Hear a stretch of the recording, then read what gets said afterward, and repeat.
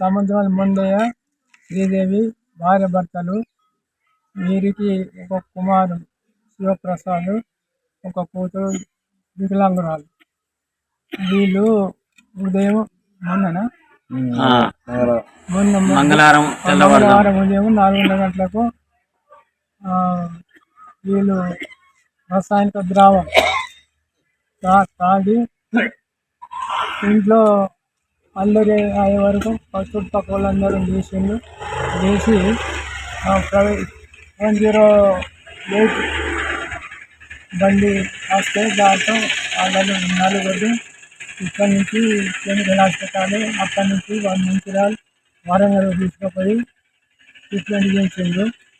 Treatment చేసిన తర్వాత మొదట కూతురు చనిపోయింది, రెండవసారి శ్రీదేవి మండే భార్య, తర్వాత మండయ్య, తర్వాత చివరకు శివ అనే కొడుకు చనిపోవడం జరిగింది. తర్వాత నిన్న రాత్రి వచ్చి వాళ్ళ బంధువులు చుట్టాలు మధ్యాహ్నం 2 గంటలకు దహనం చేసిండు రైల్వే స్టేషన్ పక్కకు. ఈయన శివప్రసాద్ అంటే ఆయన షేర్ మార్కెట్ చేస్తుండే. షేర్ మార్కెట్ చేసి కొన్ని తర్వాత విజయవాడ పోయిండు. కొన్ని రోజులు విజయవాడ ఆత్మహత్య చేసుకుందామనే వరకు విజయవాడ పోలీసులు తెలుసుకొని ఇతని కాశ్మీర్కు పోలీసుల ద్వారా అప్పచెప్పిండు.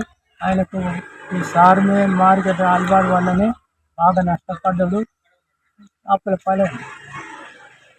వరకు 4 మొత్తం చనిపోయారు.